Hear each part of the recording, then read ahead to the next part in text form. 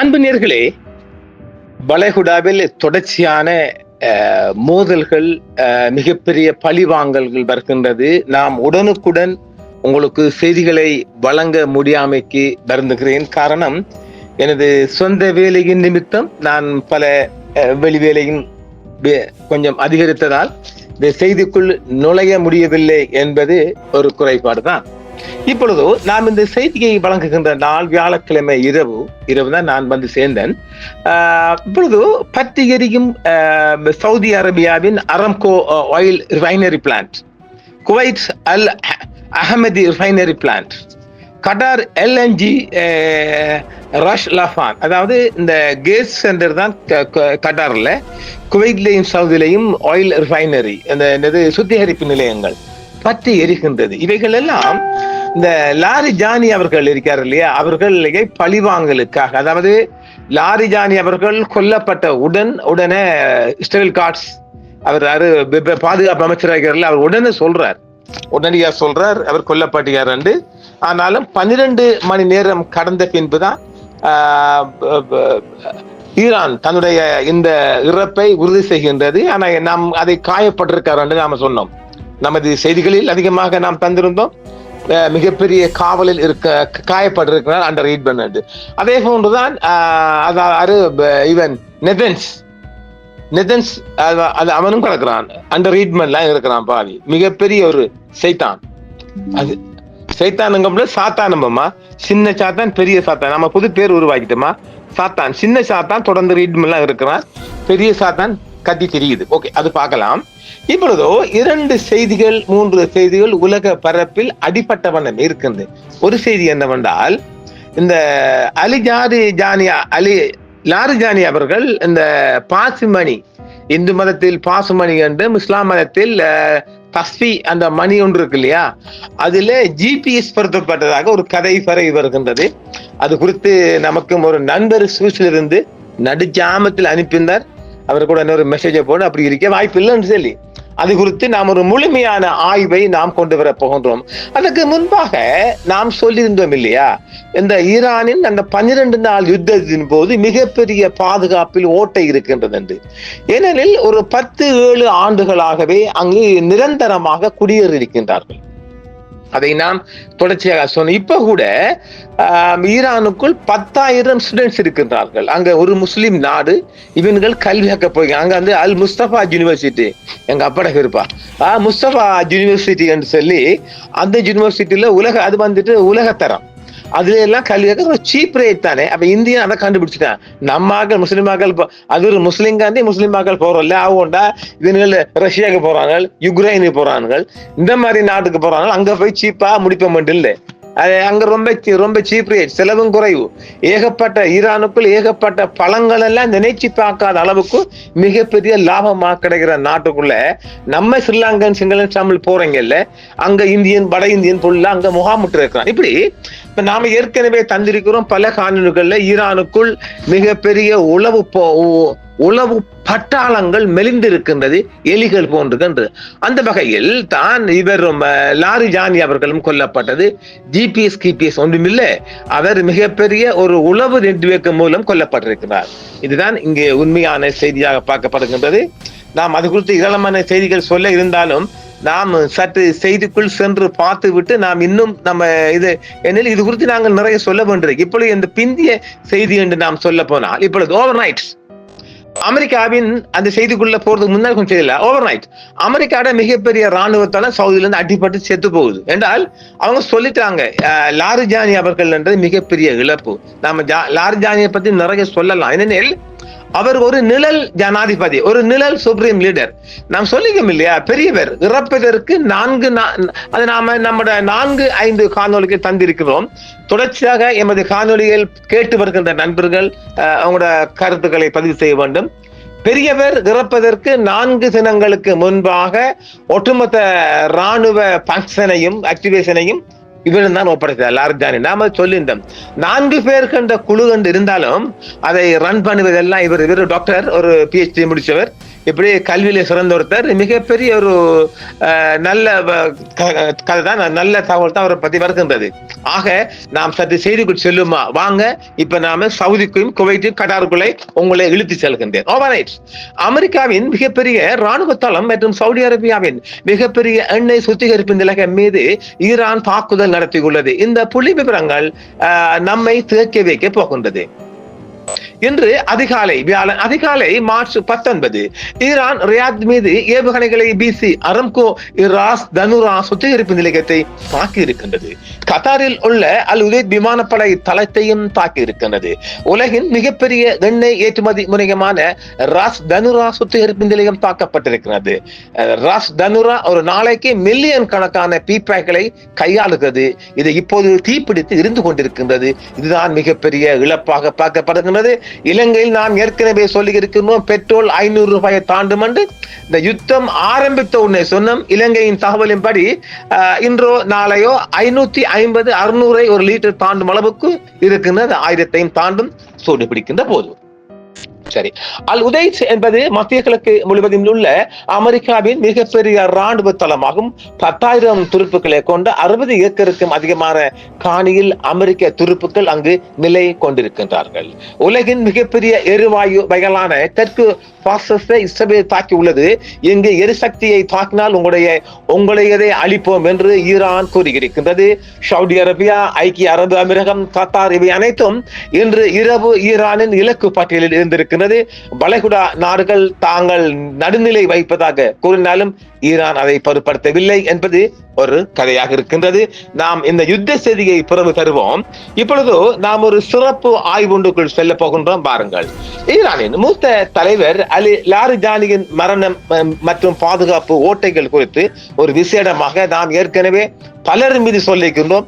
இந்த விசேட ஆய்வுக்குள் சொல்லுவோம். ஈரானின் பாதுகாப்பு அரண் தகந்ததா? அலிஜாரி அவர்கள் கொல்லப்பட்ட பிற்பாடு பாதுகாப்புக்குள் மிகப்பெரிய ஒரு அடுப்பாடு குறைபாடாகத்தான் அது பார்க்கப்படுகின்றது. அதாவது நாம் இங்கு சொல்ல போனால், ஏன் நான் புலிகளை காண்போன்றால், எனது கண்முன், நாங்கள் வடகிழக்கை பிறந்தவர்கள், நாங்கள் எங்கள் கண்முன் நடந்ததை கண்ணால் கண்டும் காதால் கேட்டும் பார்த்தும் தான சம்பவம் சொல்லலாம். புலிகள் இயக்கத்திற்கு பொட்டு இல்லை என்றால் அந்த இயக்கமே கிடையாது. இதை எல்லோ தமிழ் மக்களும் ஏற்றுக்கொள்ளக்கூடிய ஒரு விடயம். பொட்டு இல்லை என்றால் இயக்கம் ஒன்று இருக்கவே வாய்ப்பில்லை. அதே போன்று இந்த அதாவது இந்த ஈரானிய IRGC ராணுவத்திற்கு அலி லாரிஜானி இல்லை என்றால் அது இருப்பதற்கான வாய்ப்பே இல்லை. அதனால்தான் அவர் நீண்ட காலமாக அவர் ஒரு ராணுவ தளபதியே கிடையாது, அறிவுபூர்வமாக அதாவது நம்ம பொட்டை போலை போட்டு இன்னும் அதங்க அது இருக்குது அதங்க சாகும்போது. எனவே அதை போன்று மிகவும் வல்லமை படைத்த ஒரு வல்லுனர் இவர் எப்போது குறிவைக்கப்படுகின்றார்? அதாவது பெரியவர் இறப்புக்கு பின் தான் குறிவைக்கப்படுகின்றார். ஏனெனில் பெரியவர் இறப்புக்கு முன்பாகவே 3 தினங்களுக்கு முன்பு அவருக்கு தெரியும் தான் இறக்க போகின்றேன் என்பதால் அவர் மிகப்பெரிய திட்டங்கள் எழுத்து மூலமாக வகுத்துவிட்டு மிகப்பெரிய வசியத்தன் அதையும் அவர் பாரம் பண்ணி. அலி லாரிஜானி நம்பிக்கைக்குரியவர், துரோகத்துக்குள் நிற்க மாட்டார், காட்டு கொடுக்க போக மாட்டார் என்ற வகையில பெரியவர் இவரிடம் தான் ஒப்படைத்தார். அதன் பிற்பாடுதான் இவர் குறிவைக்கப்படுகின்றார். நாம் இவர் இறப்பதற்கு முன்பே பெரியவர், அதை நாங்கள் நிறைய வீடியோக்கள் இருக்கிறது, பெரியவர் இவரிடம் ஒப்படைத்த போதே நான் சொல்லியிருந்தேன் இவர் குறிவைக்கப்படுகின்றார் என்று. அதன் பிற்பாடும் சொல்லுகின்றேன் குறிவைக்கப்படுகின்றார் என்று. சரி, எப்போது இவர் இலக்கு வைக்கப்படுகின்றார்? குறிக்கி அப்பால் ஒரு இலக்கு வைக்கப்படுகின்றார். 3 தினங்களுக்கு முன்பாக நாம் எல்லாம் பார்த்திருப்போம். அதாவது மொஸ்தபா கோமனி அவர்களுக்கு ஆதரவு தெரிவித்து ஈரான் தெஹ்ரான் முழுவதும் மிகப்பெரிய லட்சக்கணக்கான மக்கள் கூட்டத்தில் அதிபர் பெசஸ்கின் அவர்களும் தனியாக நடந்து வந்தார், பார்த்திருப்பீர்கள். அதன் பிற்பாடு அலி லாரிஜானி அவர்களும் சாதாரணமாக அவரை சுற்றி பாதுகாப்பு வளையம் இருந்தாலும் அவரும் சாதாரண நடந்து வந்தார் இல்லையா? அன்றுதான் அவர் குறிவைக்கப்படுகின்றார். இதுதான் இங்க ஒரு ராணுவ தகவலாக நாம் இதை பார்க்க வேண்டும். எப்படி வெளிவந்து விட்டார்? அதாவது இவர்கள் வெளியில் வந்து தன்னை காட்டி கொடுத்து விட்டார்கள். இதுதான் முதலாவது தவறு. இங்குதான் தவறு நடைபெற்றிருக்கின்றது. இப்பொழுது இவர் ஈரானின் மிக முக்கியமான அரசியல் மற்றும் பாதுகாப்பு விகுவாதியான அலி லாரிஜானி தெஹ்ரானில் பர்டிஷ் பகுதியில் உள்ள அவரது மகளில் வீட்டில் இஸ்ரேலிய வான் தாக்குதலில் கொல்லப்படுகிறார். இதைத்தான் இது கொலை நடந்தவுடன் இவர் உறுதிப்படுத்தப்படுகிறார். யாரால? இஸ்ரேல் காட்ஸ் யாரு? இப்போதைய பாதுகாப்பு அமைச்சர், இப்போது IDF-ஐ வழிநடத்துவர், மொசாட்டை வழிநடத்துவர். இவன் தான். குட்டிச்சாத்தான் இல்லையே, குட்டிச்சாத்தான் இப்போ எழும்பே இல்லாது. குட்டிச்சாத்தான் காயப்பட்டிருக்குது, இப்போ எழும்பே இல்லாது. ஆனால் அது மிகப்பெரிய வைத்தியம் பார்க்குது. இப்ப வைத்தியம் இன்னும் கொஞ்சம் பிழை என்றால் அவர் அமெரிக்காவை தூக்கி போறாங்களாம். ஆனா இது பெரிய சாத்தான் சொல்லுது. பெரிய சாத்தான் சொல்றான், எனக்கு தெரியான்னு சொல்லுதான். பெரிய சாத்தானுக்கு தெரியும், அடிபட்டு கிடக்கண்டு. சரி, பர்திஸ் குடியிருப்பு பகுதியில் இஸ்ரேல் நடத்திய தாக்குதலில் அந்த பகுதி உருக்குலைந்து போயுள்ளது. இது தொடர்பான வீடியோக்கள் சமூக வலைத்தளங்களில் தற்பொழுது பரவி வருகின்றன. ஒரு மூத்த தலைவர் சூழலில் சாதாரண மக்கள் வாழ்ற பகுதியில் தங்கி இருப்பு என்பது ஒரு முட்டாள்தனமான முட்டாளா இல்லையா? நீங்க சொல்லுங்களேன் பாப்போம். இப்ப நீ மகள ஊட்ட வரப்புறா என்று சொல்லி மகள ஊட்டுல ஏற்கனவே அங்க குறிவைக்கப்பட்டு டாக்கெட் செய்யப்பட்டு பல தினங்களாக எப்போது இருந்து, அதாவது இவர் மகள் பேர்ல பெரிய பாசமாம். அது சொல்லி நோம்புக்குள்ள சகர செய்ய போறார். சகர சாப்பாட்டுக்காகத்தான் மகள வீட்டுக்கு போற. இந்த தூரம் எல்லாம் நான் தரப்புறேன்.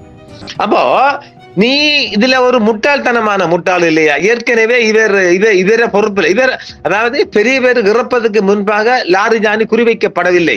அவர்கிட்ட எந்த பொறுப்பும் ஒப்படைக்கல, ஒரு ஆலோசகர் மாத்திரம்தான். இவரிடம் எப்போது குறிவைக்கப்படுகின்றதோ அன்றே இந்த பர்திஸ் பகுதியில இவருடைய மகள ஏரியாவில நிரந்தரமாக சுற்று வட்டாரம் சுமார் 4 கிலோமீட்டருக்கு சுற்றி மிகப்பெரிய உளவு பட்டாளங்கள் போடப்பட்டிருக்கான். இது எங்கிருந்து செய்தி வருது என்றால், இது பாகிஸ்தான் தரப்புக்குள்ள இருந்து மிக மிக மிக மிக கசிந்த ஒரு தகவலாக நாம் இதை திரட்டி கொண்டு வந்திருக்கின்றோம். சரி, இந்த செய்தியில் நாம பார்ட் 2வையும் கொண்டு போக இருக்குது. இந்த செய்திக்குள் நாம் செல்வதற்கு முன்னால் ஒரு ஒரு ஒரு ஏற்கனவே உங்களோட 12 நாள்ல முட்டாள்தனமாக அடிபடுகிறது.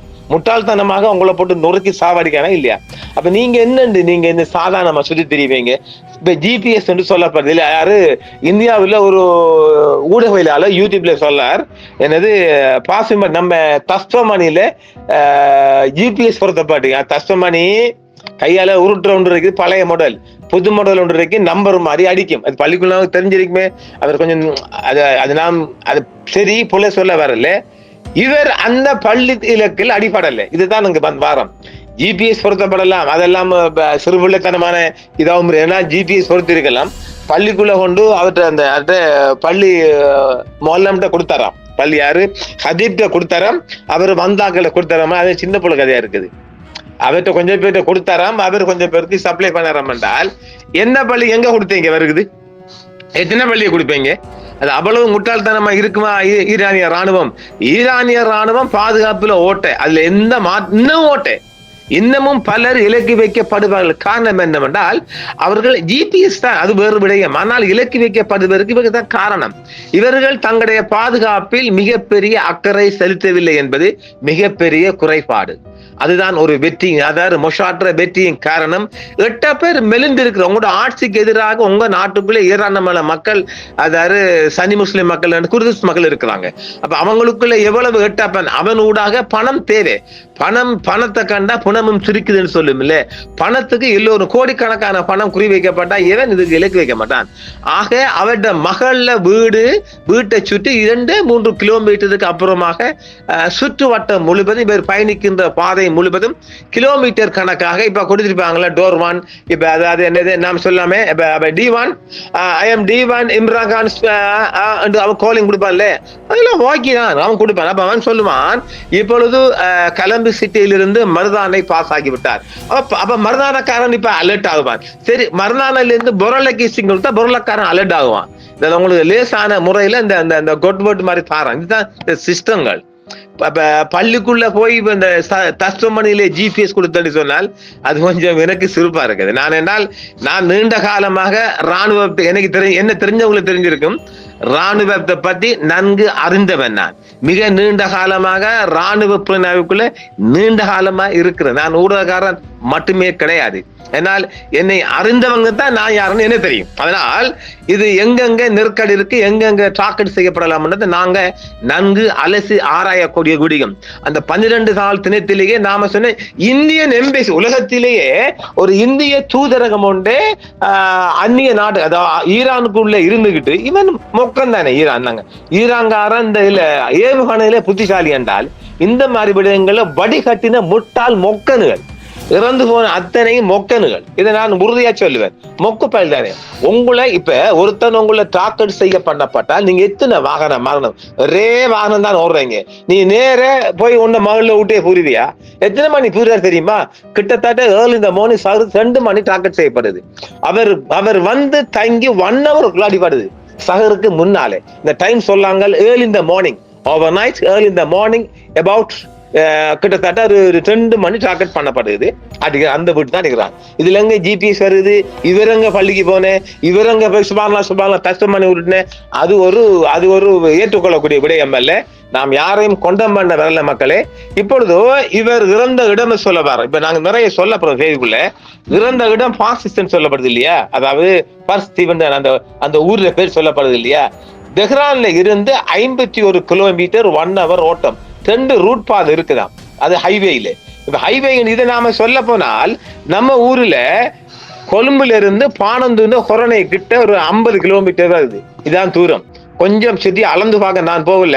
இதை மக்கள் புரிஞ்சுக்கணும். இளங்கட தூரத்துக்குள்ள, அதாவது லாரிஜானி அவர்கள் கொல்லப்பட்ட ஊரும் இது ஒரு நவீன சிட்டி என்று சொல்லாங்க.